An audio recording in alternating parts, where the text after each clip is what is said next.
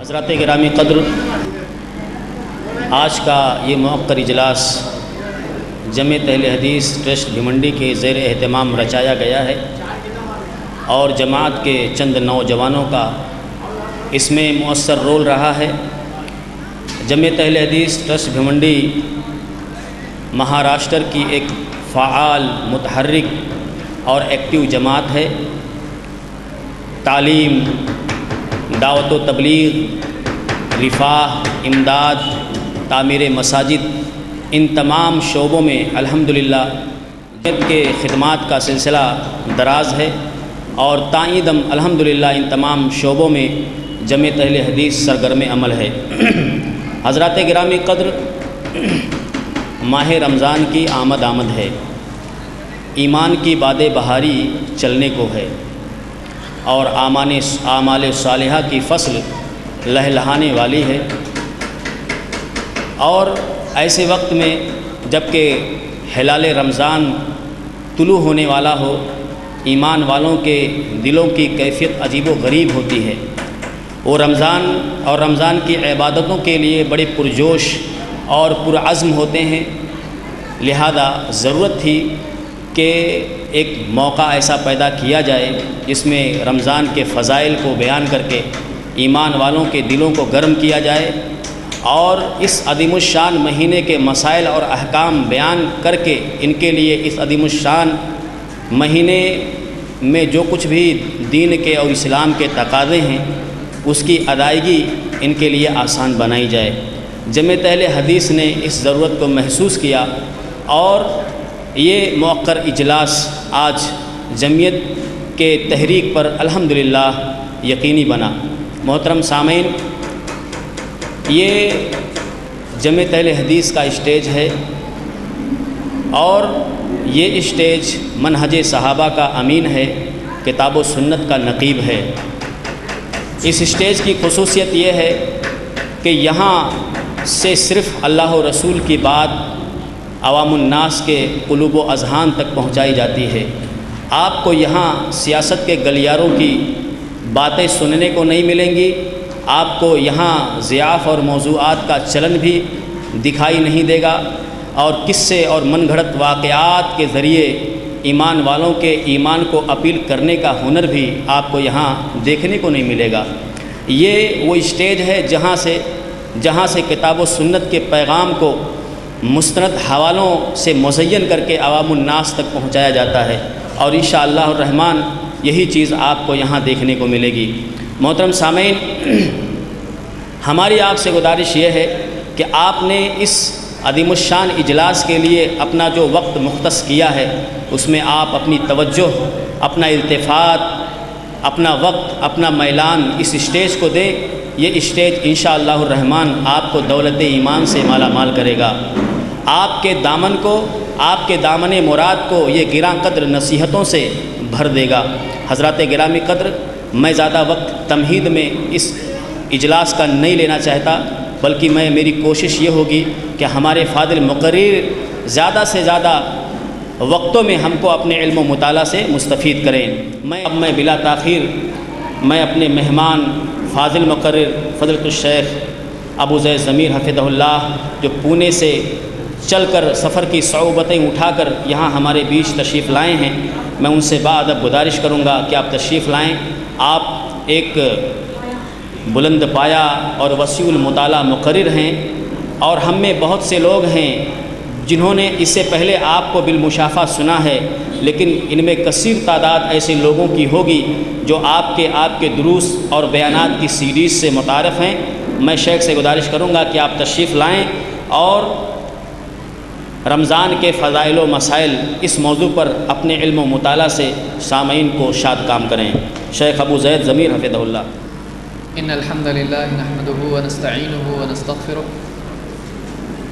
ونعوذ باللہ من شرور انفسنا ومن سیئات اعمالنا من يهده الله فلا مضل له ومن يضلل فلا هادي له واشهد ان لا اله الا الله وحده لا شريك له واشهد ان محمدا عبده ورسوله اما بعد فان خير الحديث كتاب الله وخير الهدي هدي محمد صلى الله عليه وسلم وشر الأمور محدثاتها وكل محدثة بدعة وكل بدعة ضلالة وكل ضلالة في النار. قال النبي صلى الله عليه وسلم رغم أنف رجل دخل عليه رمضان ثم انسلخ قبل أن يغفر له. اللہ تعالیٰ کی نعمتوں میں سے ایک یہ بھی نعمت ہے کہ اللہ تعالیٰ نے انسان کو اپنی نجات اور اپنی کامیابی کے لیے مواقع عطا فرمائے ہیں. ایک انسان کو آخرت کی کامیابی، آخرت کی فلاح، آخرت کی سعادت کے لیے موقع دینا، یہ بھی اللہ تعالیٰ کے انعامات میں سے، اس کے احسانات میں سے ایک بہت بڑا احسان ہے. اور اللہ تعالیٰ کی طرف سے بندے کے اعمال کی قبولیت کا دروازہ ہر وقت کھلا رہتا ہے. اسی طرح سے بندہ جب چاہے اللہ تعالیٰ کی طرف رجوع اور توبہ کر سکتا ہے. جب بھی بندہ اللہ کی طرف بڑھتا ہے اللہ تعالیٰ اس کی طرف بڑھتا ہے.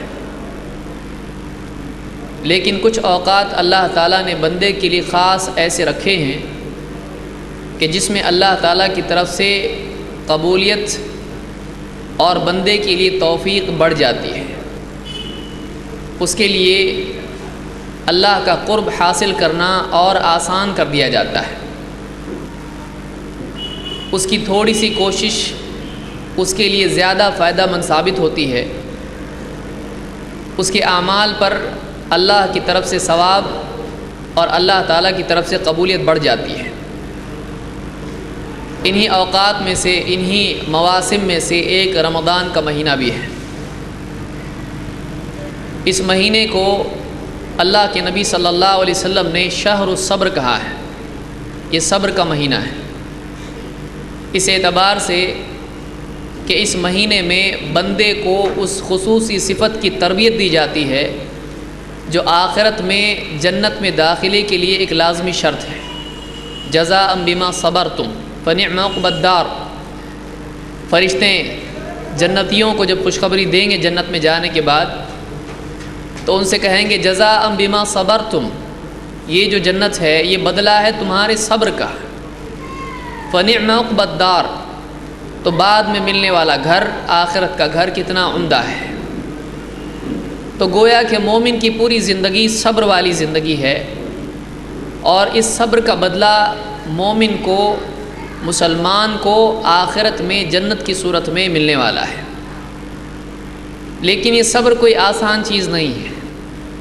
اس کے لیے انسان کو اپنے ماحول سے لڑنا پڑتا ہے، اپنے حالات سے لڑنا پڑتا ہے، اپنے آپ کو گمراہی کی طرف جانے سے بچانا پڑتا ہے، اپنے نفس کو تھامے رہنا پڑتا ہے.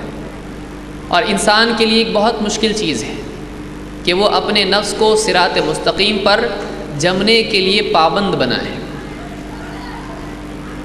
اس مشکل کام کو آسان کرنے کے لیے اللہ تعالیٰ نے بندوں کے لیے اس مہینے کو ایک نعمت اور انعام کے طور پر عطا کیا ہے کہ اس مہینے میں بندہ اپنی تربیت آپ کرے اور اللہ کی توفیق سے اپنے آپ کو سال بھر اور اسی طرح سے زندگی بھر صبر کا اہتمام کرنے والے بندوں میں شامل کرے. یہ مہینہ اس لیے ہے کہ ہم کو صبر سکھائے. یہ مہینہ اس لیے دیا جاتا ہے تاکہ بندہ اس مہینے میں کھانے پینے کو چھوڑ کر اپنی نفسانی خواہشات کو کنٹرول کرنے کی عادت ڈالے. ایک مہینے کے پورے مسلسل دور اور کورس کے ذریعے سے وہ اپنے آپ کو واقعی مسلمان بنائے. اس لیے کہ اسلام کا حاصل، اسلام کے بنیادی معنی فرما برداری کے ہیں. اپنی مرضیات کو، اپنی حرکات و سکنات کو، اپنی پوری زندگی کو اللہ تعالیٰ کے حکموں کے اور اس کی مرضی کے تابع کر دینا. اسی کا نام صبر ہے. صبر ایک وسیع لفظ ہے، اس کے معنی بہت وسیع ہیں. اپنے آپ کو اللہ تعالیٰ کی مرضی، اس کے احکام کا پابند بنانا، اس کا نام صبر ہے. اور رمضان کا مہینہ اسی صبر کی تربیت اور تعلیم کے لیے ہے.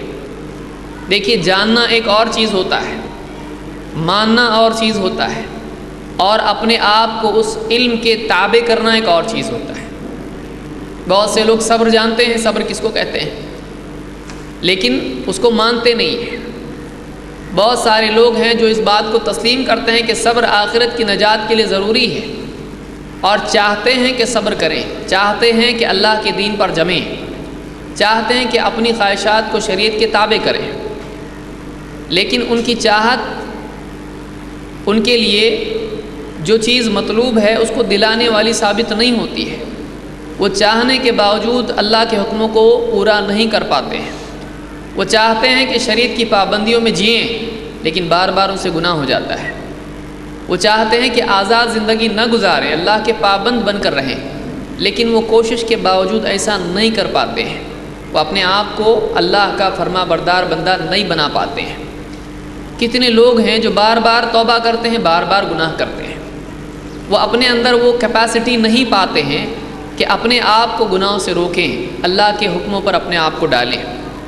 اس کے لیے ضروری ہے کہ بندے کو اس کی تربیت دی جائے۔ اس تربیت کے لیے اللہ تعالیٰ نے رمضان المبارک کا مہینہ رکھا ہے کہ ایک مسلمان بندہ 30 دن لگاتار یا 29 دن لگاتار اپنی بنیادی ضرورتوں کو چھوڑے اللہ کی خاطر ایک خاص وقت کے لیے، صبح سے لے کے شام تک کھانے پینے سے رکے اور اپنی نفس کی شہوتوں سے رکے، تاکہ رکنے کا مزاج اس میں پیدا ہو، رکنے کی عادت اس کو پیدا ہو۔ اور ایک مہینہ اگر آدمی اس طرح سے کر لے، صحیح ڈھنگ سے رمضان کا مہینہ گزارے، تو یہ ایک مہینہ اس کے لیے پورے سال کی صلاحیت پیدا کر دیتا ہے، بلکہ پوری زندگی کی صلاحیت اس میں پیدا کر سکتا ہے کہ وہ اللہ کے حکموں کا پابند ہو جائے، وہ اپنے نفس کو قابو کرنے والا ہو۔ اسی لیے اس مہینے کو برباد کرنا ایک بہت ہی قیمتی موقع کو برباد کرنا ہے، اور واقعی ناکام انسان وہ ہے جو اس موقع کو برباد کرتے ہیں۔ یہ مہینہ مغفرت کا مہینہ ہے۔ اس مہینے میں اللہ کی طرف سے مغفرت کا خصوصی انعام ہوتا ہے۔ اسی لیے اللہ کے نبی صلی اللہ علیہ وسلم نے فرمایا، رغم انف رجل، اس آدمی کی ناک خاک آلود ہو، یعنی وہ آدمی ناکام ہو گیا۔ کون آدمی ناکام ہو گیا؟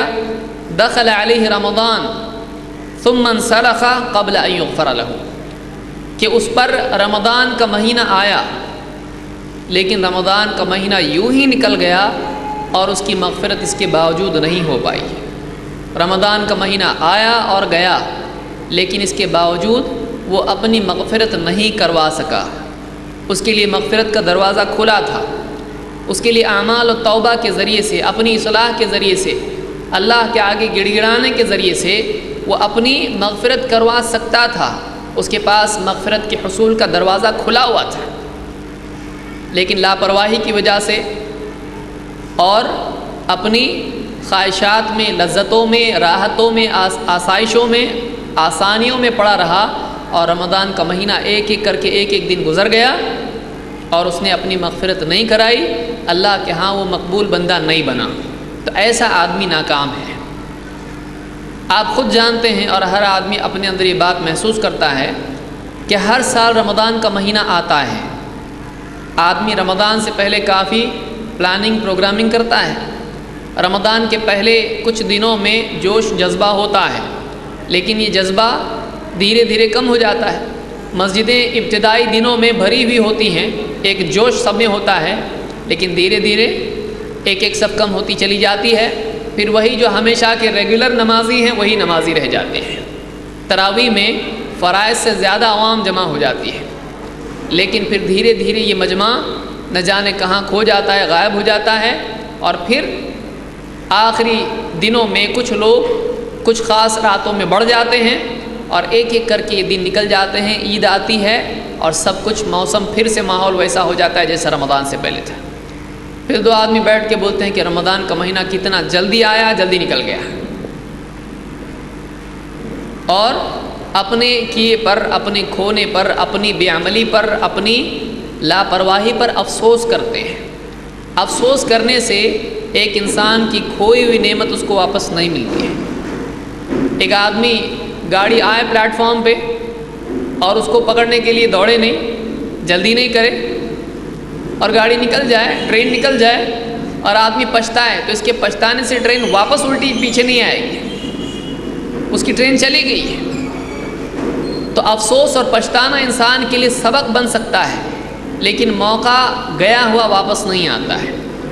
ایک سال میں ایک مرتبہ رمضان کا مہینہ آئے اور آدمی اس کو برباد کر دے، معلوم نہیں ایک آدمی دوبارہ اس رمضان کو پائے گا کہ نہیں پائے گا۔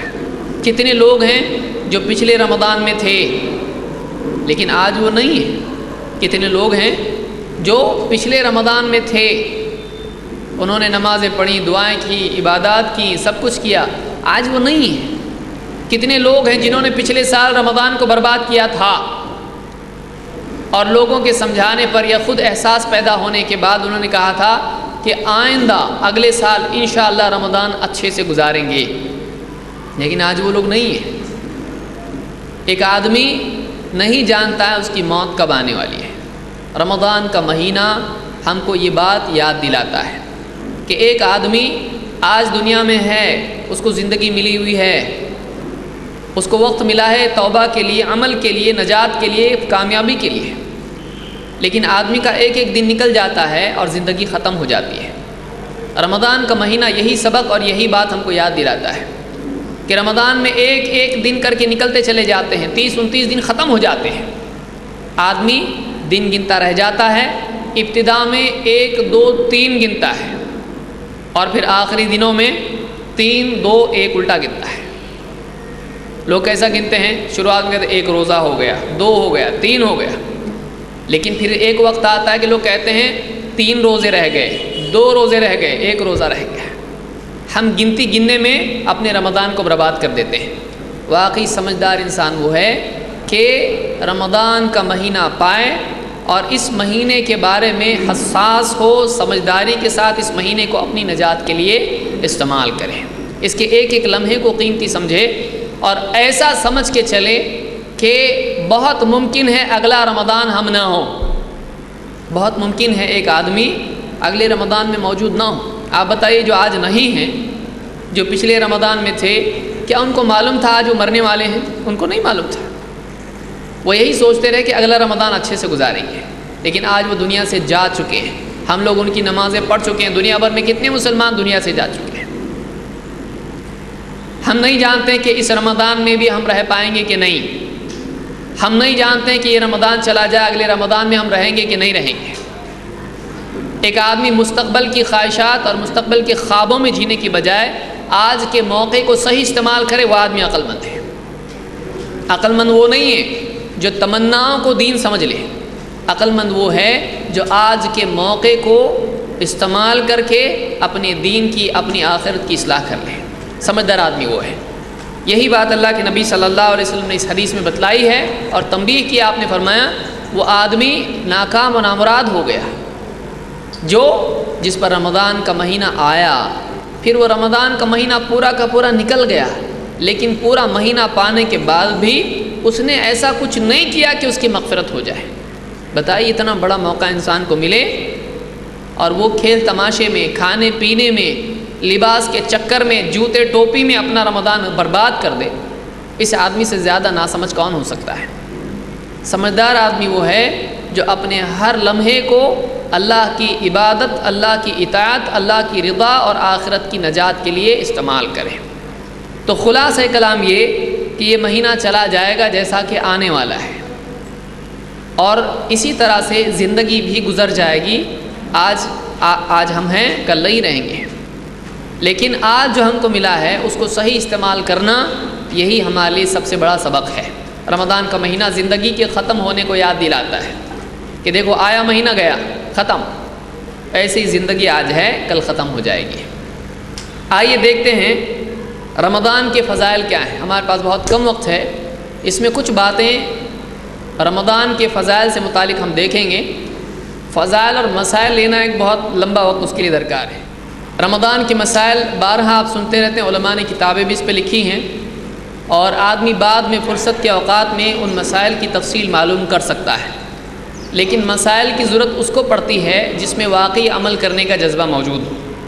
اس لیے ہم آج کی اس مجلس میں اپنی توجہ زیادہ مرکوز کریں گے رمضان کی اہمیت اور اس میں کیے جانے والے اعمال کی فضیلت پر، تاکہ پھر جب جذبہ پیدا ہو جائے تو اس جذبے کے ساتھ ہم علم بھی حاصل کریں اور مسائل کی تفصیل بھی معلوم کریں۔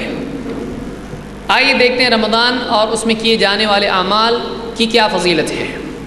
سب سے پہلے اس میں 10 حصے ہمارے ہیں، ایک ایک کر کے ہم سب دیکھیں گے، اور میں بہت ہی اختصار سے چیزیں بیان کروں گا اس لیے کہ ہمارے پاس اتنا وقت نہیں ہے۔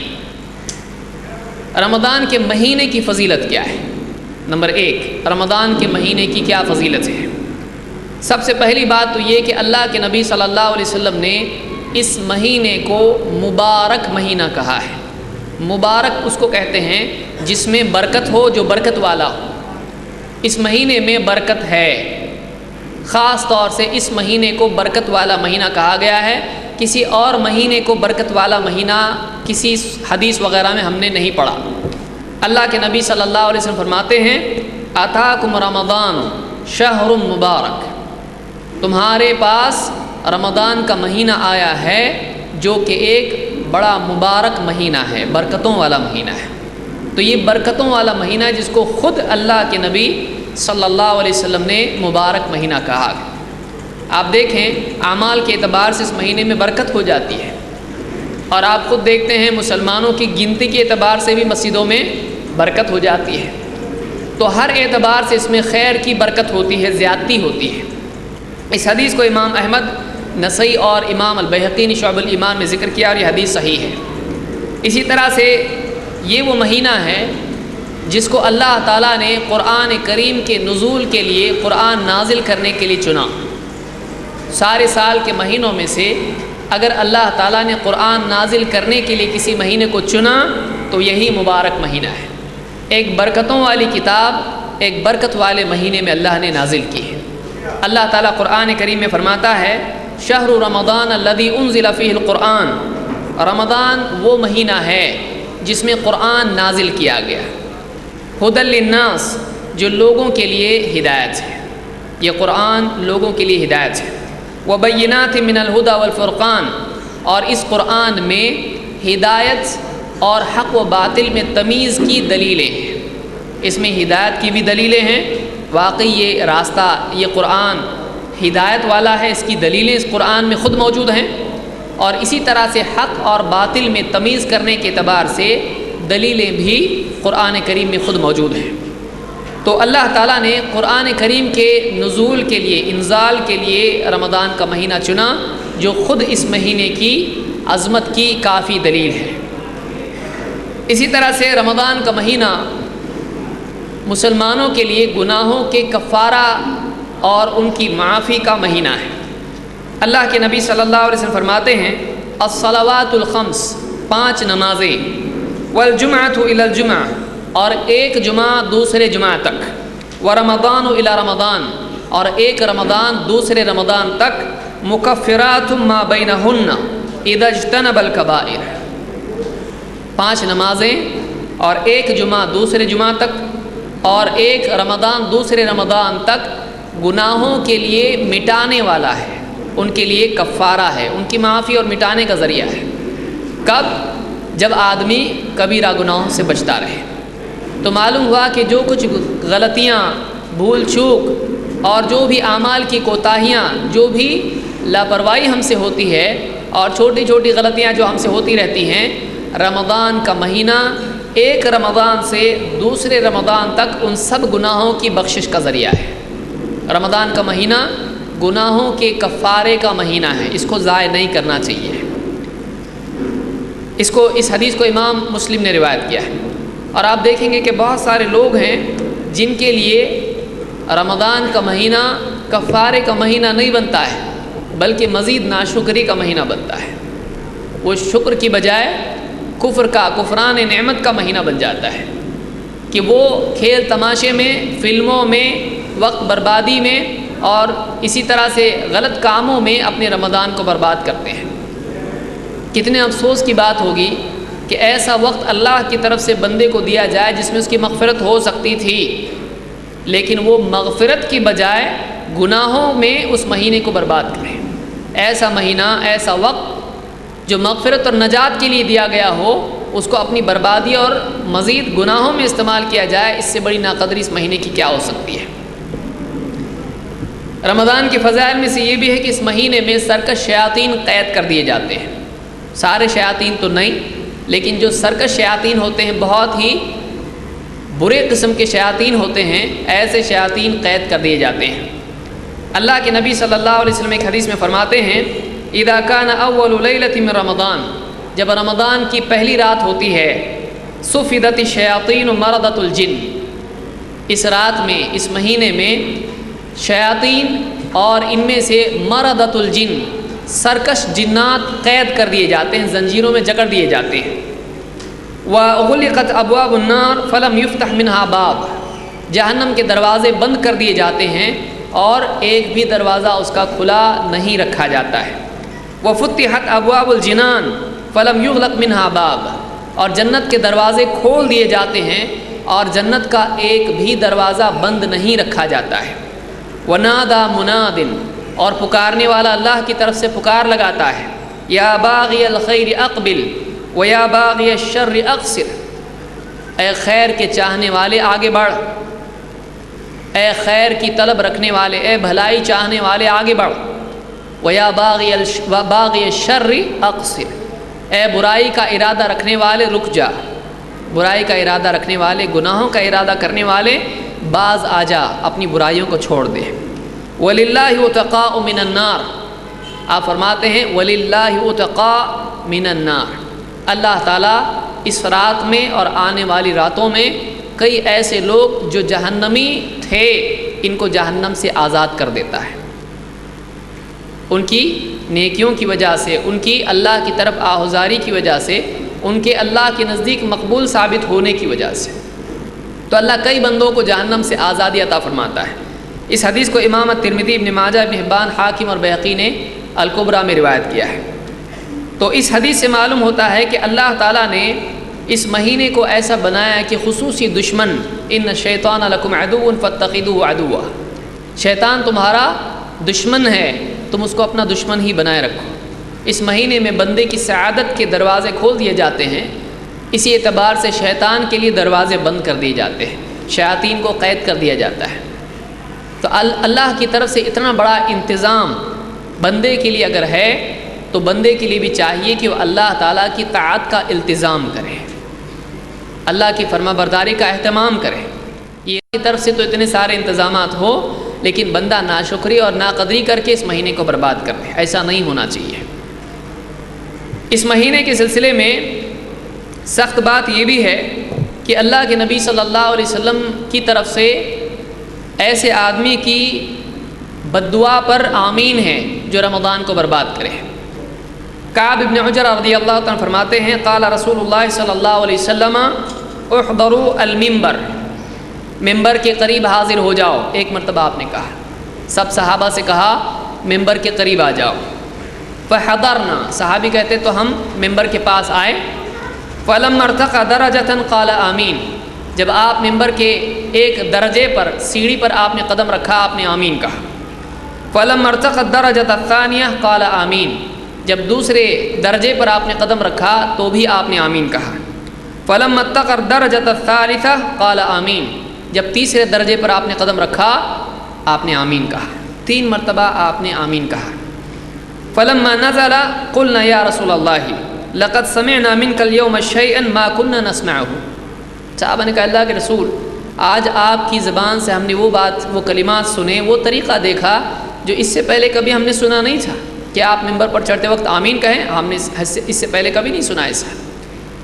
قال ان جبریل علیہ السلام، ان جبریل علیہ الصلاۃ والسلام عرض لی، آپ نے فرمایا میرے پاس جبریل علیہ الصلاۃ والسلام آئے۔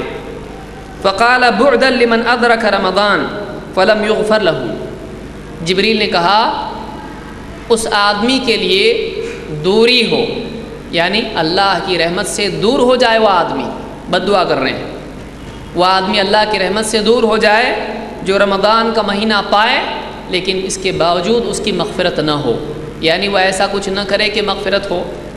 قلت آمین، میں نے اس پر آمین کہا۔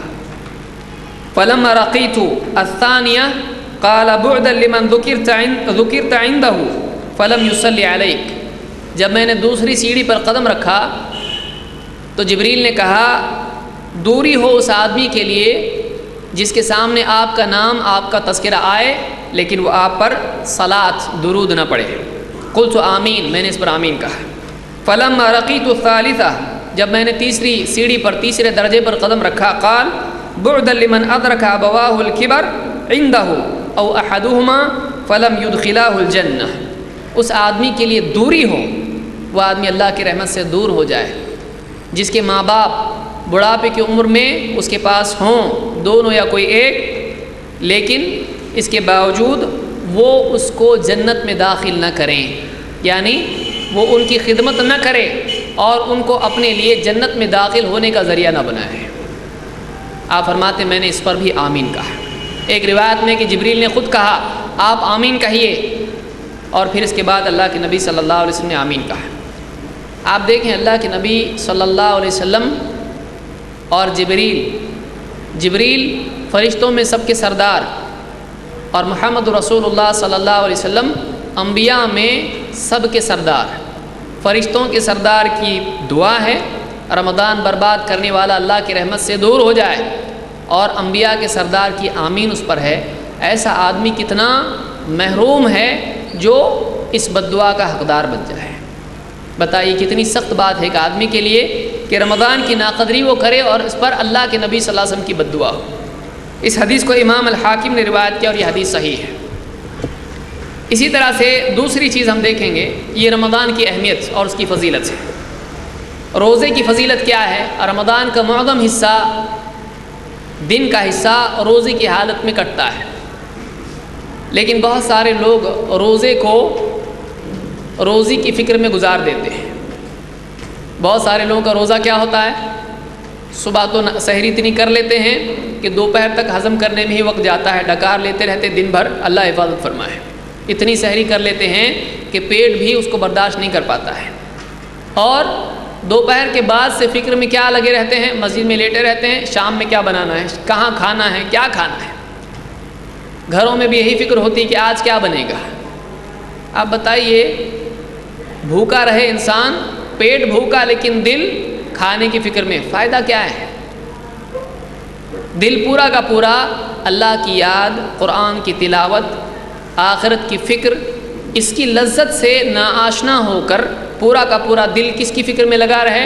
ہانڈی میں لگا رہے۔ اس سے زیادہ ناکام آدمی کون ہے کہ اس کے دل میں صرف کھانے کی فکر دن بھر ہو؟ یہ بہت افسوس کی چیز ہے۔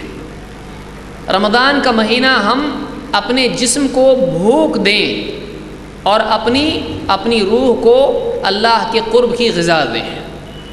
واقعی کامیاب انسان وہ ہے کہ جو اس بھوک کو اپنے نفس کی اصلاح کا ذریعہ بنائے، نہ یہ کہ بھوکا رہے لیکن نفس دن بھر شام کے کھانے کی لذت کی طلب میں گزارتے ہیں۔ آپ نے کیا کیا؟ وہی کیا۔ اور بہت سارے لوگ سحری میں اتنا کھا لیتے ہیں کہ افطار کی ضرورت نہیں ہوتی ہے، اور افطار میں اتنا کھا لیتے ہیں کہ سحری کی ضرورت نہیں ہوتی ہے، لیکن کوئی ٹائم چھوڑتے نہیں ہیں، نہ افطار چھوڑتے ہیں نہ سحری چھوڑتے ہیں۔ اللہ کے نبی صلی اللہ علیہ وسلم نے روزے کے فضائل میں فرمایا من صام رمضان ایمانا واحتسابا غفر له ما تقدم من ذنبه، جو رمضان کے روزے رکھے ایمان اور احتساب کے ساتھ، صرف روزے رکھے یعنی بھوک ہڑتال کی طرح نہ ہو، بھوک ہی نہ ہو اس کا روزہ، بلکہ کیا ہو؟ ایمان اور احتساب کے ساتھ اس کا روزہ ہو، دو صفتیں ہونا چاہیے۔ تو کیا ہوگا؟ غفر له ما تقدم من ذنبه، اس کے پچھلے سارے گناہوں کی مغفرت ہو جائے گی، اس کے پچھلے سارے گناہوں کی مغفرت ہو جائے گی۔ کب؟ ایمانا واحتسابا۔ امام الخطابی اور دوسرے علماء نے اس کے بارے میں کہا یہ دو چیزیں کیا ہیں؟ ایمان یہ ہے کہ اللہ پر یقین، اجر کے یقین، اور اسی طرح سے زبردستی کا روزہ نہ رکھے بلکہ اس کی فرضیت پر ایمان رکھتے ہوئے روزہ رکھے، اس کی فرضیت پر ایمان رکھے، اس کو شریعت مانتے ہوئے کرے، یوں ہی نہ کرے مصیبت سمجھ کر کہ سب رکھ رہے ہیں، اگر نہیں رکھوں گا تو نام خراب ہوگا، گھر کے سب روزہ دار ہیں، گھر میں کچھ پکنے والا نہیں ہے تو پھر کیا روزہ رکھ لو اچھا ہے، ایسا نہیں ہو، بلکہ کیا ہو؟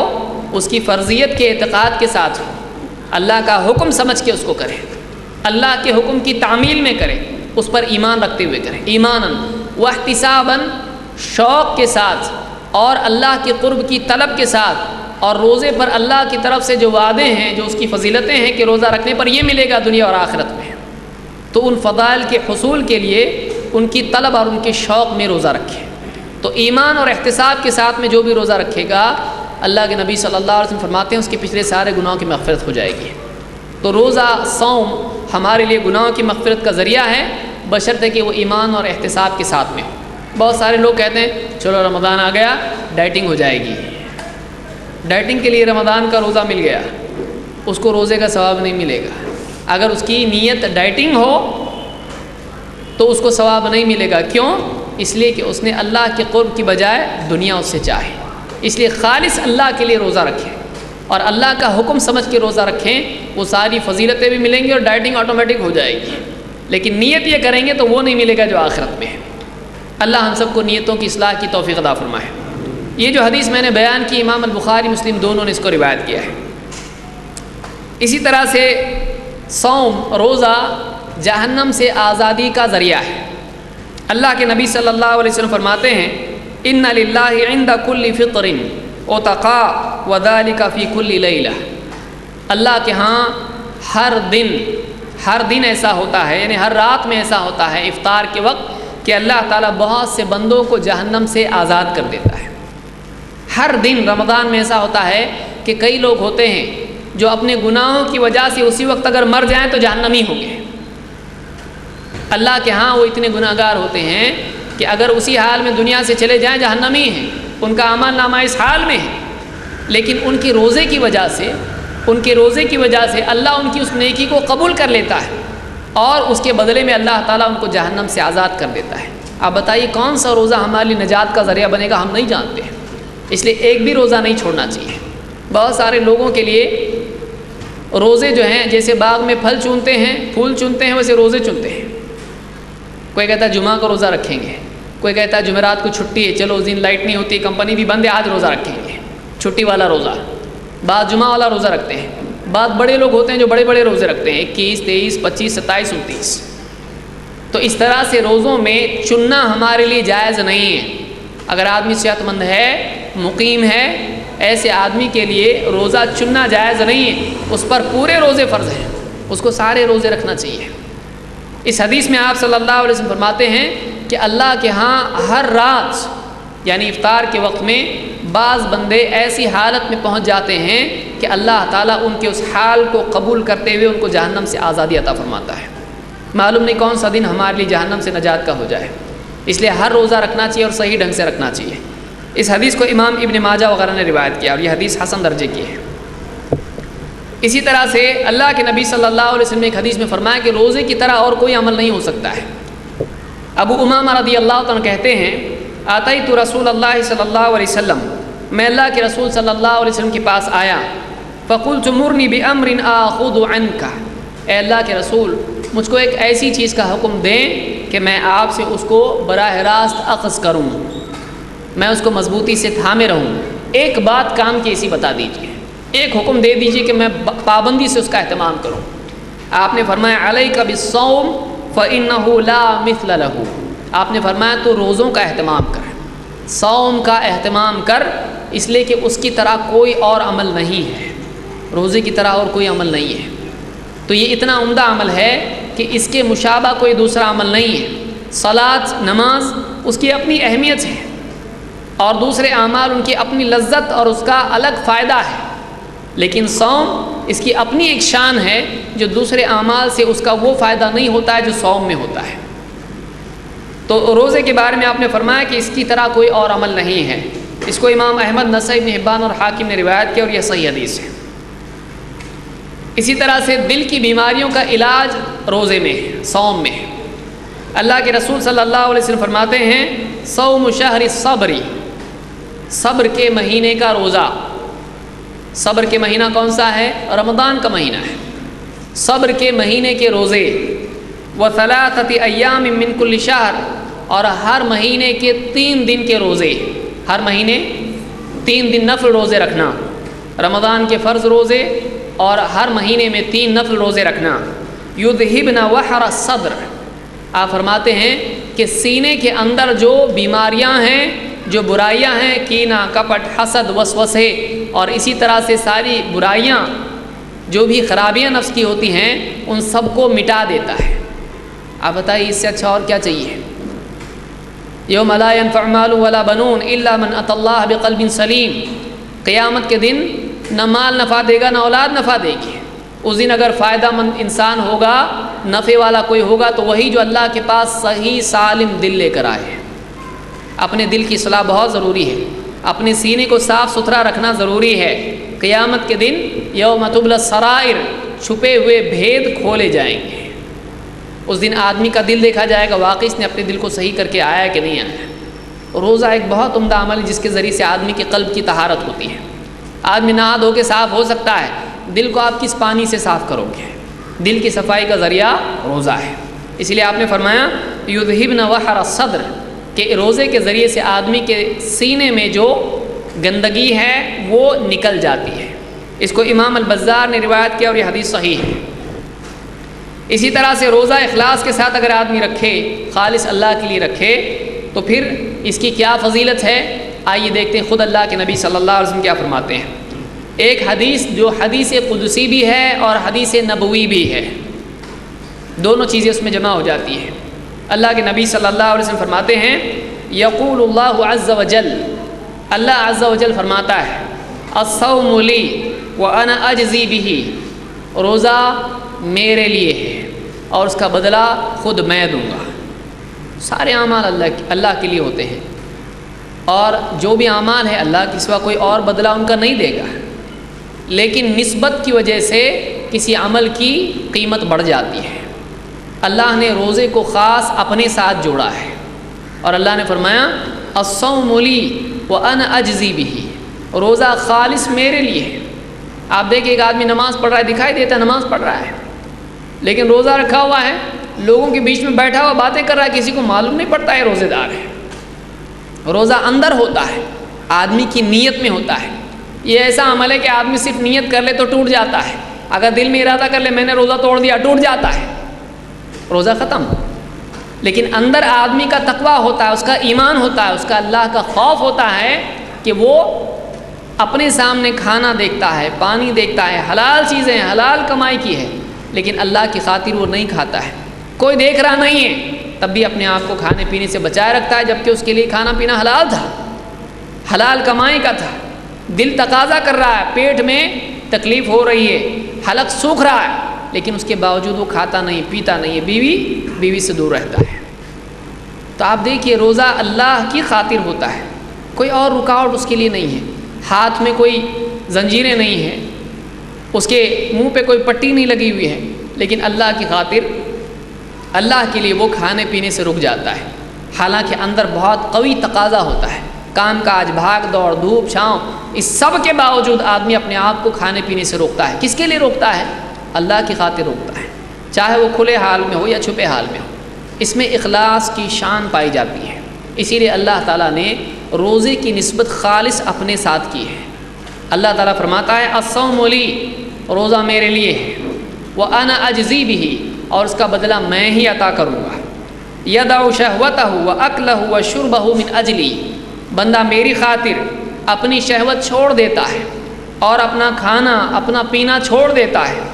والصوم جنہ، روزہ ڈھال ہے، ایک روایت میں کہ جہنم کی آگ سے ڈھال ہے۔ الصوم جنہ وللصیام فرحتان، اور روزے دار کے لیے دو خوشیاں ہیں، فرحۃ حین یفطر، ایک خوشی افطار کے وقت، وفرحۃ حین یلقی ربہ، اور دوسری خوشی وہ ہے جب وہ اللہ تعالیٰ سے ملے گا۔ دو خوشیاں ہیں، ایک افطار کے وقت، دوسری اللہ سے ملاقات کے وقت۔ افطار کے وقت ایک خوشی عامۃ الناس کی ہے، چلو بھوک گئی اور کھانے کو مل گیا، پینے کو مل گیا، یہ کیا ہے؟ ہر آدمی کو خوشی ہوتی ہے، بھوک کے بعد کھانا ملنا کھانے کی اہمیت کو بتاتا ہے۔ پھر عام کھانا بھی لذیذ دکھتا ہے، اچھا لگتا ہے، پانی کی قیمت سمجھ میں آتی ہے جب دن بھر پیاسا آدمی رہتا ہے۔ تو ایک تو خوشی یہ ہوتی ہے کہ بھوک چلی گئی، ذهب الظمأ وابتلت العروق، لیکن دوسری بڑی خوشی کیا ہے؟ وثبت الاجر، کہ نیک عمل کی تکمیل مومن کو خوشی دیتی ہے، جیسا کہ حدیث میں آپ صلی اللہ علیہ وسلم نے خود فرمایا جب نیکی سے تجھ کو خوشی ہو اور گناہ سے تکلیف ہو تو مومن ہے۔ تو یہاں پر اس حدیث میں آپ دیکھیں، تفصیل کا موقع نہیں ہے، اس حدیث میں اللہ کے نبی صلی اللہ علیہ وسلم نے ان دونوں خوشیوں کو جمع کیا. ایک تو عام خوشی ہے ذهب الظمأ وابتلت العروق، بھوک پیاس کے جانے کی خوشی، غذا کی لذت. نمبر 2 وثبت الاجر، اور اجر کا ثابت ہو جانا اور اللہ کی طرف سے عمل کا قبول ہونا اور اللہ کی طاعت کی تکمیل، یہ خود خوشی ہوتی ہے کہ عمل پورا ہو گیا. چلو آج ایک روزہ ہو گیا، اللہ کا حکم ہم نے پورا کیا. تو یہ جو خوشی دنیا میں ہوتی ہے، لیکن یہ عمل کی خوشی ہے. اصل خوشی آخرت میں ہوگی جب اللہ تعالیٰ اس عمل پر اپنی طرف سے جزا عطا کرے گا. کیا عطا کرے گا یہ اللہ ہی جانتا ہے. اسی لیے اللہ کے نبی صلی اللہ علیہ وسلم فرمایا کہ وَلِلصَّائِمِ فَرْحَتَانِ فَرْحَةٌ حِينَ يُفْطِرُ وَفَرْحَةٌ حِينَ يَلْقَى رَبَّهُ، ایک خوشی افطار کے وقت، دوسری تب جب اللہ تعالیٰ سے اپنے رب سے بندہ ملے گا. وَلَخَلُوفُ فَمِ الصَّائِمِ أَطْيَبُ عِندَ اللَّهِ مِن رِيحِ الْمِسْكِ، اور روزے دار کے منہ کی بدبو اللہ کے نزدیک مشک کی خوشبو سے زیادہ عمدہ ہوتی ہے. اللہ کے نزدیک اس کی بہت زیادہ قدر ہوتی ہے. کیوں؟ اس لیے کہ اللہ کی رضا کی وجہ سے، اللہ کی رضا کی طلب میں اور آخرت کے اجر کی طلب میں بھوکے رہنے کی وجہ سے اس کے منہ میں بدبو پیدا ہوئی ہے. تو طاعت کی وجہ سے بدبو اگرچہ ہے، لیکن اس کا ذریعہ کیا ہے؟ کیوں بدبو پیدا ہوئی منہ میں؟ اللہ کے حکم کے پورا کرنے میں. تو اللہ کے حکم کی وجہ سے پراگندگی اللہ کو پسند ہے. تکلیف کی وجہ سے اللہ کی خاطر تکلیف ہے. حاجی آپ دیکھیں بکھرے بال ہیں اور لباس کیسا ہے، دھول میں ہٹا ہوا ہے، لیکن اللہ کو بہت پسند ہوتا ہے وہ بندہ. کیوں؟ کس وجہ سے ایسا ہوا ہے؟ یہ اللہ کی خاطر ہوا ہے، اللہ کی خاطر یہ حال اس کا ہوا ہے. تو اس کے اندر اگر بظاہر عیب پیدا ہو جائے دنیاوی اعتبار سے، اللہ کو وہ عیب بھی اچھا لگتا ہے. اللہ کی وجہ سے، بھوک کی وجہ سے اس کے منہ میں جو بدبو پیدا ہوئی ہے، اس کی قدر اللہ کے نزدیک اتنی ہے کہ وہ اللہ کو مشک سے بھی زیادہ عمدہ میں اللہ تعالیٰ کو لگتا ہے. اللہ کے نزدیک وہ عمدہ ہے، مشک سے زیادہ عمدہ ہے، اس کی خوشبو سے زیادہ اچھا ہے. اس حدیث کو امام البخاری اور مسلم دونوں نے روایت کیا ہے.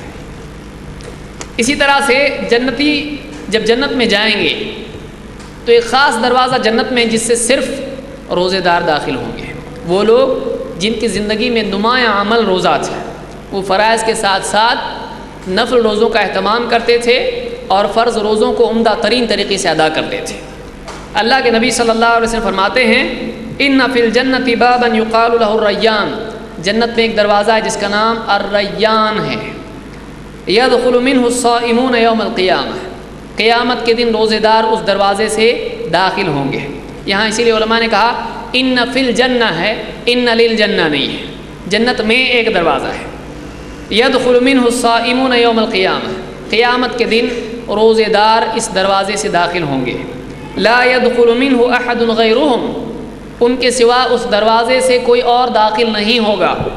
یقال این الصائمون فیقومون، اعلان کیا جائے گا روزے دار کہاں ہیں، صائمون کہاں ہیں، یہ لوگ کھڑے ہوں گے. اور آپ فرماتے لا يدخل منه احد غیرهم، اور ان کے سوا کوئی اور اس دروازے سے، الریان نام کا ایک دروازہ ہے، اس سے کوئی اور داخل نہیں ہوگا. یہ ان کی عزت کے طور پر ہوگا. وہ ایک اسپیشل ڈور ہوگا، ایک خصوصی دروازہ ہوگا جو اکراماً ان کے لیے ہوگا، تاکہ دوسری مخلوق پر واضح ہو کہ یہ صبر والے سچے بندے ہیں جنہوں نے اپنی زندگی کو روزے کے لیے خاص کیا تھا اور ان کا خاص عمل روزہ تھا. آپ فرماتے ہیں فَإِذَا دَخَلُوا، جب یہ لوگ اس دروازے سے جنت میں داخل ہو جائیں گے، اغلقا، وہ دروازہ بند کر دیا جائے گا. فَلَمْ يَدْخُلْ مِنْهُ أَحَدٌ، ان کے بعد کوئی بھی اس دروازے سے داخل نہیں ہو پائے گا. تو یہاں پر یہ بخاری مسلم کی حدیث ہے. اس میں اللہ کے نبی صلی اللہ علیہ وسلم نے بتلایا کہ روزے داروں کے لیے ان کے اکرام میں جنت میں ایک خصوصی دروازہ ہے جس کا نام الریان ہے. یہ ان کے شرف کے لیے ہوگا تاکہ مخلوق پر ان کا شرف ظاہر ہو اور خود ان کو عزت اور اکرام کے ساتھ یعنی اس دروازے سے داخل کیا جائے. 3 قیام رمضان کی کیا فضیلت ہے؟ رمضان میں جو تراویح پڑھی جاتی جس کو قیام رمضان کہا جاتا ہے. بعض لوگ تہجد اور تراویح میں فرق کرتے ہیں، کوئی فرق کتاب و سنت میں نہیں ہے. دونوں بھی تہجد اور تراویح دونوں ایک ہیں، جس کا نام احادیث میں قیام رمضان آیا ہے. اس کی کیا فضیلت ہے؟ اس کے اہتمام کی کیا فضیلت ہے؟ عمر ابن مرہ الجہنی رضی اللہ عنہ فرماتے ہیں جاء رسول اللہ صلی اللہ علیہ وسلم رجل من قضاعہ، قضاع سے اس قبیلے کا ایک آدمی، ایک صحابی اللہ کے نبی صلی اللہ علیہ وسلم کے پاس آئے. فقال له یا رسول اللہ، اس شخص نے کہا اے اللہ کے رسول، ارأیت ان شہدت ان لا الہ الا اللہ وانک رسول اللہ، آپ کیا کہتے ہیں اگر میں اس بات کی گواہی دوں کہ اللہ کے سوا کوئی عبادت کے لائق نہیں اور آپ اللہ کے رسول ہیں، وصلیت الصلوات الخمس، اور 5 نمازوں کا اہتمام کروں، وصمت الشہر، اور پورے مہینے رمضان کے مہینے کے روزے رکھوں، وقمت رمضان، اور رمضان کا قیام کروں یعنی تراویح کا اہتمام کروں، رمضان میں عبادت کا اہتمام کروں، وآتیت الزکاۃ، اور زکوٰۃ بھی دوں، تو میرے لیے کیا ہے، اس کی کیا فضیلت ہے؟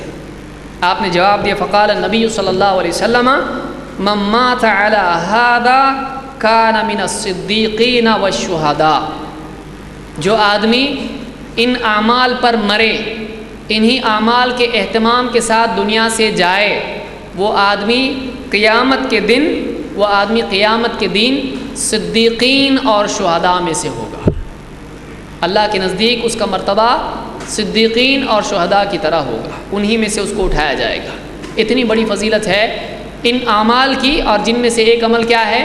قیام رمضان بھی ہے. بہت سارے لوگ نفل ہی تو ہے 4 دن کرتے ہیں، اس کے بعد چھٹی ہو جاتی ہے، پھر آرام میں اور بہت ساری خرافات میں لگ جاتے ہیں، بہت لاپرواہی کرتے ہیں تراویح کے سلسلے میں. علماء سے سنتے ہیں کہ زیادہ لازم تو ہے نہیں، فرض تو ہے نہیں، بس ہمارے نزدیک کوئی چیز اگر فرض نہ ہو تو وہ چیز چھوڑنے کی ہوتی ہے. ایسا نہیں ہونا چاہیے. آپ بتائیے، ہم مال کماتے ہیں، جتنا کھانا ہے اتنا ہی نہیں کماتے، جتنا پہننا ہے اتنا نہیں کماتے، بلکہ سوچتے نہیں کل بھی تو کام آئے گا، کل کے لیے بھی کرنا ہے. 10 سال کا اسٹاک جمع کر کے رکھتے ہیں مال و دولت کا. لیکن اعمال کے اعتبار سے ہم فرائض پر اکتفا کرتے ہیں اور نوافل کے بارے میں لاپرواہی کرتے ہیں. اور عام حالات میں تو چھوڑیے، رمضان کا مہینہ بھی اسی دھوکے میں نکل جاتا ہے. جو آدمی قیام رمضان کا اہتمام کرتا ہے ان اعمال کے ساتھ، اللہ کے نبی صلی اللہ علیہ وسلم نے ایسے آدمی کے لیے صدیقین اور شہداء کے مرتبے میں شمول کی فضیلت ذکر کی ہے. اس حدیث کو امام ابن خزیمہ وغیرہ نے روایت کیا ہے، اور یہ روایت صحیح ہے. اسی طرح سے رمضان میں تلاوت قرآن کی کیا فضیلت ہے؟ اللہ کے رسول صلی اللہ علیہ وسلم کا خاص اہتمام تھا کہ آپ رمضان کی راتوں میں جبریل کے ساتھ قرآن کی مدارست کیا کرتے تھے. کبھی آپ پڑھتے اور کبھی جبریل پڑھتے، اور آپ اپنے قرآن کا دور کیا کرتے تھے. ابن حجر نے یہی بات کہی ہے، مدارسہ کے معنی کبھی جبریل پڑھتے، کبھی اللہ کے رسول صلی اللہ علیہ وسلم پڑھتے. اور عام روایت میں آیا ہے کہ کبھی جبریل آپ پر قرآن پیش کرتے اور کبھی آپ جبریل پر قرآن پیش کرتے. اس کو عرض کہا جاتا ہے. ایک روایت میں آپ فرماتے ہیں ان جبریل کان یعارضنی القرآن کل سنۃ مرۃ، جبریل ہر سال قرآن مجھ پر پیش کرتے تھے اور میں ان پر پیش کرتا تھا. میں ان کو پڑھ کے سناتا، وہ مجھ کو پڑھ کے سناتے. وَإِنَّهُ عَارَضَنِي الْعَامَ مَرَّتَيْنِ، لیکن اس سال جبریل اور میرے درمیان قرآن کی مدارست 2 مرتبہ ہوئی ہے. آخری سال میں آپ نے 2 مرتبہ قرآن کا دور کیا جبریل کے ساتھ رمضان کی راتوں میں، اور آپ نے فرمایا وَلَا أُرَاهُ إِلَّا حَضَرَ أَجْلِي، اور میں سمجھتا ہوں کہ میرا وقت آ گیا ہے، میری موت کا وقت آ گیا ہے. ہر سال 1 مرتبہ راتوں میں دور ہوتا تھا، اس سال 2 مرتبہ ہوا ہے، تو میں سمجھتا ہوں کہ میری اجل، میری موت آ چکی ہے، یعنی اب اس کے بعد میں نہیں رہوں گا. تو اس سے معلوم ہوا کہ رمضان کی راتوں میں خصوصی طور پر آپ جبریل کے ساتھ دور کرتے تھے. آپ دیکھیں یہ الگ ہے، آپ صلی اللہ علیہ وسلم رمضان کی راتوں میں اپنے گھر میں تراویح یا قیام رمضان کرتے تھے، وہ نماز میں ہوتا تھا، اور یہ جبریل کے ساتھ الگ سے دور ہوا کرتا تھا قرآن کے پڑھنے اور سننے کا.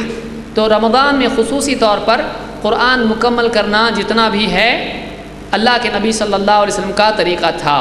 ہمارے لیے بھی ہونا چاہیے کہ ہم قرآن کو رمضان میں خوب پڑھیں، اور اسی لیے علماء نے خصوصاً امام شافعی نے اس کی تاکید کی ہے کہ رمضان میں ایک خاص عمل ہے قرآن کے پڑھنے کا، تو کثرت سے تلاوت کرنا چاہیے. ابن رجب نے اس کو اپنی کتاب لطائف المعارف میں تفصیل سے ذکر کیا ہے.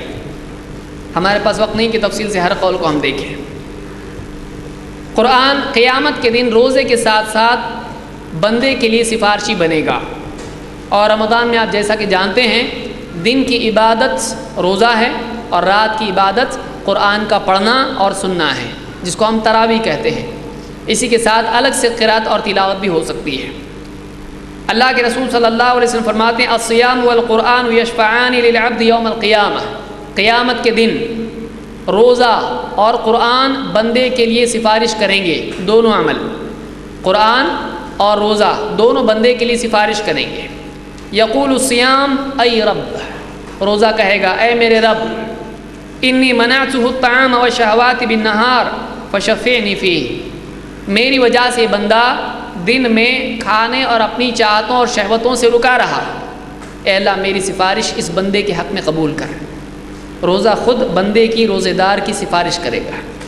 یقول القرآن، اور قرآن اللہ سے سفارش کرے گا، کہے گا ربی اے میرے رب، منعتہ النوم باللیل فشفعنی فیہ، اے میرے رب میری وجہ سے یہ بندہ میرے پڑھنے کی وجہ سے رات میں نیند سے رکا رہا، میں نے اس کو سونے سے باز رکھا، تلاوت کی وجہ سے یہ سوتا نہیں تھا، رات میں قرآن پڑھتا تھا، فشفعنی فیہ، اے اللہ میری سفارش اس بندے کے حق میں قبول فرما۔ اللہ کے نبی صلی اللہ علیہ وسلم فرماتے ہیں جب دونوں سفارش کریں گے تو ان کی سفارش قبول کی جائے گی، فیشفعان، اللہ تعالیٰ ضرور ان کی سفارش قبول کرے گا، یعنی اس بندے کی مغفرت فرمائے گا۔ اس حدیث میں یہ معلوم ہوتا ہے کہ رمضان میں خصوصی طور پر آدمی کو چاہیے اور عام دنوں میں بھی کہ وہ راتوں میں قرآن کی تلاوت کرے، کچھ وقت نکالے کہ قرآن پڑھے۔ اس کو امام احمد طبرانی حاکم اور بیہقی نے شعب الایمان میں ذکر کیا اور یہ حدیث صحیح ہے۔ بعض لوگوں کو دھوکہ ہوتا ہے، وہ کیا کرتے ہیں قرآن کی تلاوت صرف پڑھنے میں کیا فائدہ ہے، سمجھ کے پڑھنا چاہیے، تو بقرہ کے 4-5 رکوع ہی میں وہ زندگی گزار دیتے ہیں۔ ایسا نہیں ہونا چاہیے، بلکہ تفسیر پڑھنے کے لیے الگ وقت آپ رکھیں، اور قرآن میں جو عربی قرآن ہے جس کو واقعی قرآن وہی ہے اس کی تلاوت کے لیے الگ سے آپ وقت رکھیں اور آپ پورا قرآن پڑھنے کی کوشش کریں، اور دوسرا وقت آپ رکھیں جس میں تھوڑا تھوڑا کر کے آپ قرآن کی تفسیر پڑھیں۔ تفسیر کے دھوکے کی وجہ سے آپ قرآن کی تلاوت کو ترک نہ کریں، اس کو یاد رکھیے۔ بعض اوقات کئی لوگ ہوتے ہیں 2-2 3-3 سال لگ جاتے ہیں لیکن قرآن پورا پڑھنے کی توفیق ان کو نہیں ملتی ہے۔ کیوں؟ وہ سمجھتے ہیں کہ ایسا پڑھنے میں کوئی فائدہ نہیں، حالانکہ آپ یاد رکھیے تفسیر کا فائدہ اپنی جگہ قائم ہے، مسلم ہے، تفسیر پڑھنے کا ثواب ہے، لیکن ہر حرف پہ جو ایک نیکی اور ایک نیکی کا 10 گنا ہے، یہ عربی میں جو قرآن نازل ہوا ہے اس قرآن کی تلاوت پر ہے، اس کو بھی یاد رکھیں۔ تو وہ نیکیاں آپ کو کیسے ملیں گی؟ وہ تو آپ کو اتنا ہی قرآن پڑھنے پہ ملیں گی، تفسیر کے ہر حرف پہ آپ کو نہیں ملے گا، یہ صرف قرآن پر ہے۔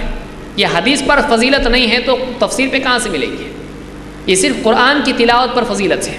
تو اللہ تعالی ہم کو قرآن کی تلاوت اور اس کے فہم دونوں کی توفیق عطا فرمائے۔ اسی طرح سے 5ویں چیز، رمضان میں دعا کا بھی اہتمام کرنا چاہیے، اس لیے کہ روزے دار کی دعا قبول کی جاتی ہے۔ اللہ کے نبی صلی اللہ علیہ وسلم فرماتے ہیں 3 دعوات مستجابات، 3 لوگ ہیں، 3 دعائیں ہیں جو یقیناً قبول کی جاتی ہیں۔ 3 دعوات مستجابات، 3 دعائیں قبول ہوتی ہی ہیں۔ دعوت الصائم، روزے دار کی دعا، وہ دعوت المظلوم، مظلوم کی دعا، ایسا آدمی جس پر کسی نے ظلم کیا ہو پھر وہ دعا کرے اللہ اس مظلوم کی دعا کو ضرور قبول کرتا ہے۔ وہ دعوت المسافر، اور مسافر کی دعا، تو اللہ تعالیٰ مسافر کی دعا بھی قبول فرماتا ہے۔ تو 3 لوگ ہیں جن کی دعا قبول کی جاتی ہے، روزے دار، مظلوم اور مسافر۔ اس کو امام البیہقی نے شعب الایمان میں روایت کیا ہے۔ اور آپ غور کریں کہ اللہ تعالیٰ نے جہاں قرآن کریم میں صوم کا، روزے کا حکم دیا ہے، وہیں پر اللہ تعالیٰ نے انہی آیات کے بعد ایک اور آیت نازل کی جس میں دعا کا اہتمام کا اشارہ ملتا ہے۔ اللہ تعالیٰ نے روزے کی آیات نازل کی تو اسی کے بعد آیت کیا ہے؟ وَإِذَا سَأَلَكَ عِبَادِي عَنِّي فَإِنِّي قَرِيبٌ أُجِيبُ دَعْوَةَ الدَّاعِ إِذَا دَعَانِ، اے نبی جب میرے بندے آپ سے میرے بارے میں پوچھیں تو آپ کہیے کہ میں تو قریب ہوں۔ فَإِنِّي قَرِيبٌ أُجِيبُ دَعْوَةَ الدَّاعِ إِذَا دَعَانِ، میں پکارنے والے کی دعا کو قبول کرتا ہوں جب بھی وہ مجھ کو پکارتا ہے، جب بھی وہ مجھ سے دعا کرتا ہے۔ تو معلوم ہوا کہ روزے اور دعا کا ایک خاص تعلق ہے جو اشارتاً بھی ان آیات میں ملتا ہے، اور صراحتاً واضح الفاظ میں حدیث میں ہم کو یہ ملتا ہے۔ تو یہ فضیلت ہے رمضان میں دعا کی، اس لیے کہ روزے دار کی دعا قبول کی جاتی ہے۔ نمبر 6، رمضان کے اعمال میں سے ایک عمل اعتکاف ہے۔ اعتکاف کے معنی ہے لازم پکڑنا، جم کے کسی ایک جگہ کو پکڑے رہنا۔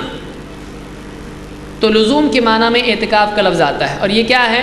رمضان کے آخری عشرے میں ایک آدمی مسجد کا کوئی حصہ مختص کر کے اسی میں پڑا رہے اور باہر جانے سے بچے اور اللہ کی عبادت میں اپنے اوقات کو صرف کرے، تو یہ اعتکاف ہے۔ اور علماء نے کہا کہ اعتکاف کا مقصد یہ ہے کہ ایک آدمی لیلۃ القدر پائے۔ مقصود اس کا یہ ہے کہ وہ لیلۃ القدر ملے اس کو، رات کا وقت اس کا مسجد میں ہے اور رات میں اٹھے اور عبادت کرے اور اس کو عبادت مل جائے لیلۃ القدر کی۔ اعتکاف کی فضیلت میں یہ ہے کہ اللہ کے نبی صلی اللہ علیہ وسلم ہر سال 10 دن کا اعتکاف کیا کرتے تھے۔ ابو ہریرہ رضی اللہ عنہ کہتے ہیں کان النبی صلی اللہ علیہ وسلم یعتکف فی کل رمضان 10 ایام، اللہ کے رسول صلی اللہ علیہ وسلم ہر رمضان میں 10 دنوں کا اعتکاف کیا کرتے تھے۔ فلما کان العام الذی قبض فیہ، جب آپ کا آخری سال تھا جس کے بعد آپ کی وفات ہوئی، آپ کے آخری رمضان میں اعتکف 20 یوما، آپ نے 20 دن کا اعتکاف کیا۔ تو یہ سنت ہے اور اللہ کے نبی صلی اللہ علیہ وسلم کا دائمی عمل ہے۔ آپ ہر رمضان میں اعتکاف کیا کرتے تھے اور آخری عشرے میں آپ کرتے تھے، اور آخری سال میں آپ نے آخری عشرے میں یعنی آخری سال میں 20 دن کا آپ نے اعتکاف کیا تھا، 20 دن کا اعتکاف کیا تھا۔ اس کو امام البخاری نے روایت کیا ہے۔ اور آپ دیکھیں قرآن کریم میں اللہ تعالیٰ نے جب ابراہیم علیہ السلام کو اپنا گھر کعبہ اور مسجد حرام یا اس کی تعمیر کا حکم دیا تو اللہ تعالیٰ نے ان سے کہا وَعِدْنَا إِلَىٰ إِبْرَاهِيمَ وَإِسْمَاعِيلَ أَن طَهِّرَا بَيْتِيَ لِلطَّائِفِينَ وَالْعَاكِفِينَ وَرُكَّعِ السُّجُودِ، یہ سورہ البقرہ کی آیت ہے۔ اللہ نے فرمایا کہ ہم نے ابراہیم سے عہد لیا، ان کو حکم دیا کہ وہ دونوں ابراہیم اور اسماعیل علیہ السلام دونوں ان طَهِّرَا بَيْتِي، کہ تم دونوں میرے گھر کو پاک کرو، صاف رکھو، للطائفین طواف کرنے والوں کے لیے، والعاکفین اعتکاف کرنے والوں کے لیے، اس میں قیام کرنے والوں کے لیے، والرکع السجود اور یہاں پر نماز پڑھنے والے رکوع اور سجدہ کرنے والوں کے لیے۔ تو اللہ کے گھر کو پاک صاف کرنے کا حکم اللہ نے دیا اعتکاف کرنے والوں کے لیے۔ کس کو حکم دیا؟ اللہ کے 2 بڑے رسول، دونوں کو اللہ تعالیٰ نے حکم دیا۔ اپنے 2 برگزیدہ اور اونچے مرتبے کے رسولوں کو اللہ تعالیٰ نے اپنے خلیل کو حکم دیا کہ اعتکاف کرنے والوں کے لیے میرے گھر کو تم دونوں پاک کرو۔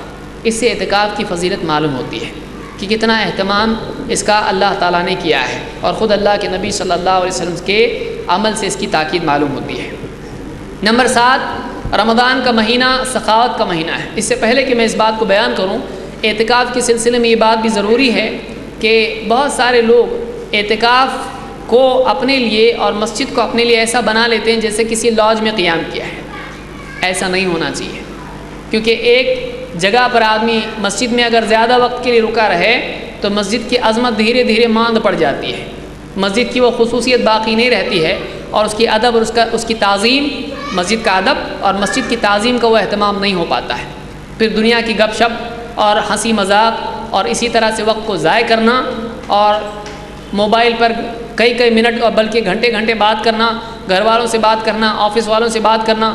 بعض اوقات لوگ اعتکاف میں بیٹھ کے مسجد سے اپنا پورا بزنس چلاتے ہیں، تو یہ نہیں ہونا چاہیے۔ آدمی اپنے جسم کو مسجد میں رکھے اور اپنے دل کو پوری دنیا میں گھمائے، ایسا نہیں ہونا چاہیے۔ کہ آدمی کا جسم تو معتکف ہو، مسجد سے بندھا ہوا ہو، لیکن اس کا دل پورا آزاد پورے گاؤں میں پھر رہا ہو، ایسا نہیں ہونا چاہیے۔ بلکہ آدمی اپنے آپ کو اعتکاف میں اللہ کی عبادت کے لیے فارغ کر لے۔ اپنے آپ کو مسجد میں رکھنے کا مقصود یہ ہے کہ وہ ظاہر و باطن دونوں اعتبار سے اللہ کی عبادت کے لیے فارغ ہو جائے۔ یہ نہیں کہ اپنے آپ کو مسجد میں پھنسا دے اور مسجد میں بیٹھ کے سارے کام نپٹائے، ایسا نہیں ہونا چاہیے۔ چھوٹی موٹی بات ہو تو آدمی کے لیے ٹھیک ہے، لیکن پورا وقت اسی میں کھپا دینا یہ مناسب نہیں ہے۔ گپ شپ میں وقت کو ضائع کرنا یہ ٹھیک نہیں ہے۔ بعض دوست سب مل کے اعتکاف میں بیٹھتے ہیں، اچھا ٹائم پاس ہو جائے گا، چلو دل بھی لگے گا، سب مل کے بیٹھتے ہیں، کھانے پینے میں وقت جاتا ہے، ہنسی مذاق میں وقت جاتا ہے، بہت سارا وقت اعتکاف میں اسی طرح سے پکنک بن جاتا ہے۔ اعتکاف پکنک کا نام نہیں ہے۔ اعتکاف میں انفرادی عبادت کرنا چاہیے، اسی لیے اس دور میں ہر ایک کا اپنا ایک حجرہ ہوا کرتا تھا، اس میں سیکلوژن جس کو آپ کہتے ہیں، انفرادیت اس میں ہونا چاہیے، اجتماعیت کا ماحول اعتکاف میں نہیں ہونا چاہیے۔ اور آدمی کیسا کنٹرول کرے گا؟ اگر 10 آدمی جمع ہوں گے تو یہاں وہاں کی شروع میں 5 منٹ دین، اس کے بعد ہنسی مذاق تو ہونا ہی ہونا ہے، خصوصاً نوجوان اگر جمع ہو جائیں تو اس میں اپنے آپ کو کنٹرول کرنا بہت مشکل ہوتا ہے، پھر جھگڑے بھی اس میں ہوتے ہیں، ایک دوسرے کا مذاق اس میں ہوتا ہے، غیبت اس میں ہوتی ہے اور کیا کچھ نہیں ہوتا ہے۔ اس لیے اعتکاف کو صحیح ڈھنگ سے گزارنا بہت ضروری ہے، ورنہ آدمی اللہ کے گھر میں بیٹھنے کے ساتھ ساتھ اپنی مغفرت کرانے کی بجائے مزید گناہ گار ہو جائے گا۔ یہ بہت شرم کی بات ہے انسان کے لیے۔ 7ویں چیز رمضان کے مہینے میں کرنے کی یہ ہے کہ آدمی زندگی بھر سخی رہے، افضل تو یہی ہے، بہتر یہی ہے، لیکن سخاوت سخی کی بھی رمضان میں بڑھ جانا چاہیے، اس لیے کہ اللہ کے نبی صلی اللہ علیہ وسلم کا یہی طریقہ تھا۔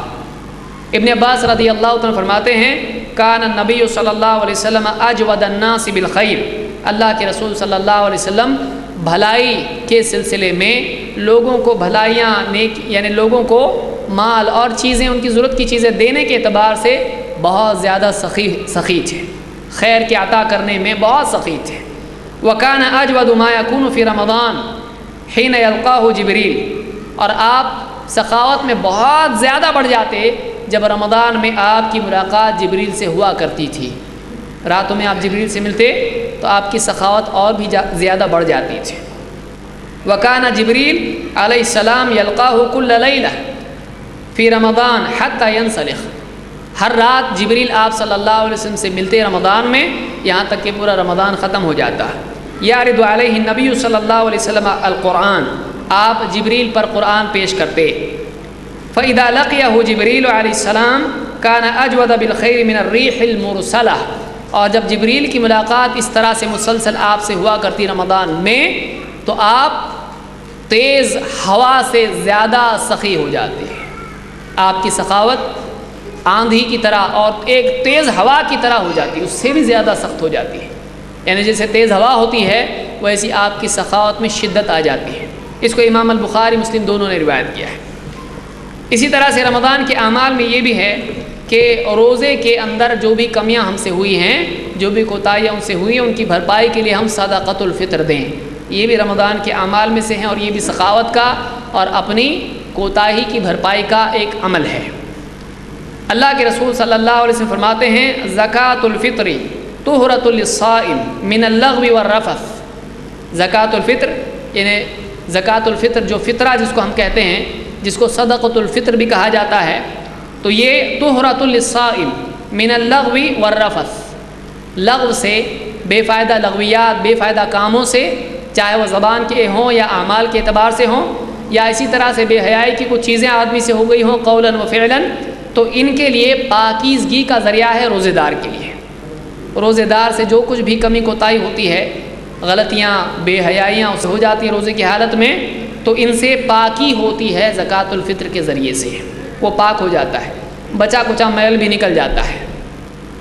وَطُعْمَةٌ لِّلْمَسَاكِينِ، اور نہ صرف روزے کی پاکی اس میں ہے بلکہ فقراء کے لیے، مساکین کے لیے اس میں ان کی غذا ہے، ان کا کھانا بھی ہے۔ من اداها قبل الصلاة فهي زکوٰۃ مقبولہ، جو آدمی عید کی نماز سے پہلے زکوٰۃ الفطر ادا کر دے تو اللہ کے ہاں اس کی یہ زکوٰۃ، اس کا یہ صدقہ مقبول ہے۔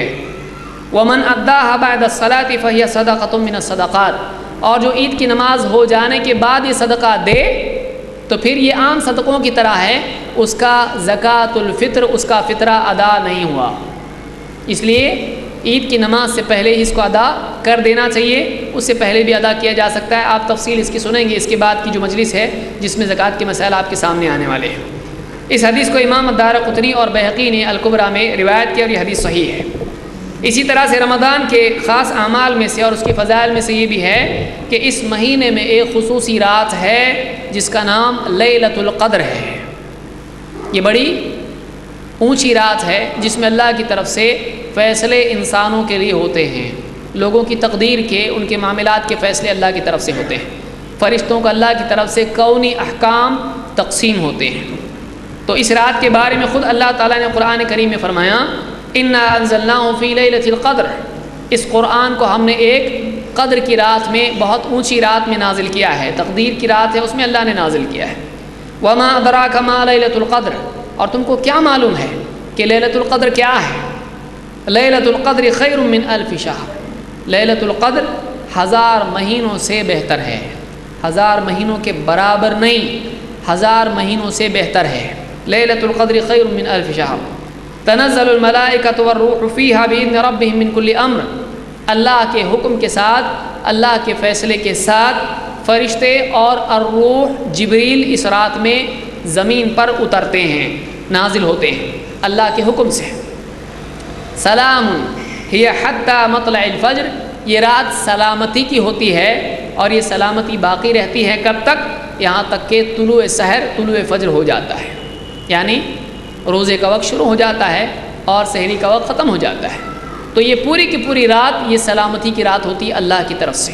اس میں فرشتے اور جبریل اترتے ہیں، اللہ کے فیصلے زمین پر نافذ کیے جاتے ہیں اور بہت سارے احکام اللہ کی طرف سے فرشتوں کو دیے جاتے ہیں۔ یہ بہت اونچی رات ہے، اور اس رات میں عبادت کی فضیلت کیا ہے کہ اس رات میں عبادت کرنے پر انسان کے گناہوں کی مغفرت ہو جاتی ہے۔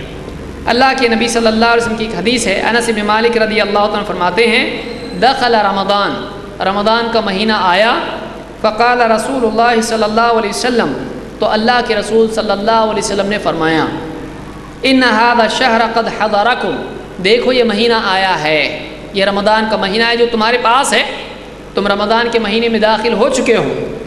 وفیہ لیلۃ خیر من الف شہر، اس مہینے میں ایک رات ہے جو 1000 مہینوں سے بہتر ہے۔ من حرمها فقد حرم الخیر کلہ، جو اس رات کی بھلائی سے، خیر سے محروم رہا، وہ ساری بھلائی سے محروم رہا۔ اب بتائیے، جو اونچے موقع کو کھو دے وہ چھوٹے موقع کو آسانی سے کھو دیتا ہے۔ بزنس کی لائن میں ہم کیا کہتے ہیں؟ سیزن آیا نکل گیا، اس نے کچھ بھی دھندا نہیں کیا، کچھ بھی بزنس نہیں کیا۔ یہ کیسا بزنس مین ہے جو سیزن میں بھی سوتا رہا؟ یہ باقی دنوں میں کیا بزنس کرے گا؟ جو سیزن کو برباد کر دے ایسے آدمی کو صحیح بزنس مین نہیں کہا جاتا ہے۔ بہت سارے لوگ عام دنوں میں سوئے رہتے ہیں لیکن سیزن میں کھانا بھی چھوڑ دیتے ہیں، نیند بھی خراب کرتے ہیں۔ کیوں بھائی؟ سیزن ہے، 4 دن ہے، کر لو، اس کے بعد آرام ہی آرام ہے، سال بھر بیٹھ کے کھانا ہے۔ بہت سارے لوگ سیزن کی اہمیت سمجھتے ہیں دنیاوی اعتبار سے، لیکن یہی لوگ آخرت کے اعتبار سے سیزن کی اہمیت نہیں سمجھتے ہیں۔ آپ نے فرمایا کہ من حرمها فقد حرم الخیر کلہ، جو اس رات کی خیر سے محروم رہا وہ ساری خیر سے محروم رہا۔ ولا یحرم خیرہا الا محروم، اور اس رات کی خیر سے، بھلائی سے وہی آدمی محروم ہوتا ہے جو واقعی محروم ہے، جو پرلے درجے کا محروم ہے، وہی آدمی اس رات کی خیر سے محروم ہو جاتا ہے۔ اس کو امام ابن ماجہ نے روایت کیا اور یہ حدیث حسن درجے کی ہے۔ تو لیلۃ القدر کی فضیلت یہ ہے کہ اس رات میں اگر کوئی آدمی ایمان و احتساب کے ساتھ قیام کرے، عبادت کرے، نماز پڑھے، قیام اللیل کرے، تو ایسے آدمی کی مغفرت ہو جاتی ہے۔ بخاری مسلم کی ایک حدیث میں آپ فرماتے ہیں من قام لیلۃ القدر ایمانا واحتسابا غفر له ما تقدم من ذنبه، جو لیلۃ القدر میں ایمان اور احتساب کے ساتھ عبادت کرے، قیام کرے، اس کے پچھلے سارے گناہوں کی مغفرت ہو جاتی ہے۔ یہ بخاری مسلم کی حدیث ہے۔ نمبر 10، رمضان کے مہینے میں ایک اور عمل ہے جس کی فضیلت بہت زیادہ ہے۔ اللہ کے نبی صلی اللہ علیہ وسلم فرماتے ہیں، ام سنان رضی اللہ تعالیٰ عنہ ایک صحابیہ ہیں، ان سے صلی اللہ علیہ وسلم نے فرمایا فَإِذَا كَانَ رَمَضَانُ اعْتَمِرِي فِيهِ، جب رمضان کا مہینہ آئے تو تم اس میں عمرہ کرو۔ اعتمری فیہ، ایک عورت سے کہا، صحابیہ ہیں، کہا کہ جب رمضان کا مہینہ آ جائے تو تم اس میں عمرہ کرنا۔ فَإِنَّ عُمْرَةً فِي رَمَضَانَ حَجَّةٌ، اس لیے کہ رمضان کے مہینے میں عمرہ کرنے کا ثواب حج کی طرح ہے۔ رمضان کے مہینے میں عمرہ کرنے کا ثواب حج کی طرح ہے۔ بلکہ ایک اور روایت جس کو امام البخاری مسلم دونوں نے روایت کیا ہے، آپ نے فرمایا فَإِنَّ عُمْرَةً فِي رَمَضَانَ حَجَّةً مَعِي، کہ رمضان کے مہینے میں عمرہ کرنا ایسا ہی ہے جیسے کوئی میرے ساتھ حج کرے۔ تو یہ بہت بڑی فضیلت ہے، اللہ تعالیٰ ہم سب کو اس کی توفیق عطا فرمائے۔ اس حدیث کو امام البخاری مسلم دونوں نے روایت کیا ہے۔ تو یہ کل ملا کے 10 باتیں تھیں جو رمضان کے فضائل سے متعلق تھیں، عمل کرنے والے کے لیے ایک فضیلت بھی کافی ہے۔ ایک آدمی جو کرنا چاہتا ہے اس کو فضیلت نہ بھی بتائی جائے تو وہ کرتا ہے. آپ بتائیے کون آ کے ہم کو صبح سویرے بتاتا ہے چلو اٹھو کام پہ جانا ہے آپ کو، اس کی یہ فضیلت ہے. برابر آدمی الارم اس کو اٹھاتا ہے، اٹھتا ہے سیدھا بھاگتا ہے کام پہ، سیدھا آفس کی طرف دوڑتا ہے، گرتے پڑتے ٹرین ملی نہیں ملی بس سے اس سے کیسا تو بھی پہنچ جاتا ہے جا کے. کون سی فضیلت اس کو کون بتاتا ہے؟ کوئی نہیں بتاتا ہے. لیکن آپ دیکھیے لوگ برابر عمل کرتے ہیں. لیکن رمضان کا مہینہ آتا ہے، رمضان سے پہلے علماء خطبہ ممبروں پر چیخ کے کہتے ہیں، رمضان کا مہینہ چیخنے میں گزر جاتا ہے، لیکن بہت سارے لوگ ٹس سے مس نہیں ہوتے ہیں. وہ ہمالیہ پہاڑ کی طرح اپنی جگہ پر چپ چاپ کھڑے رہتے ہیں، مہینہ آگے نکل جاتا ہے، بے عملی عمل میں تبدیل نہیں ہوتی ہے. اللہ تعالی ہم سب کو جاگنے کی توفیق عطا فرمائے اور اپنی نجات کی طرف بھاگنے کی توفیق عطا فرمائے. اللہ تعالیٰ قرآن و سنت کا علم حاصل کرنے اور اس کے مطابق عمل کرنے کی ہم سب کو توفیق عطا فرمائے. اقول قولی ھذا واستغفر اللہ لی ولکم.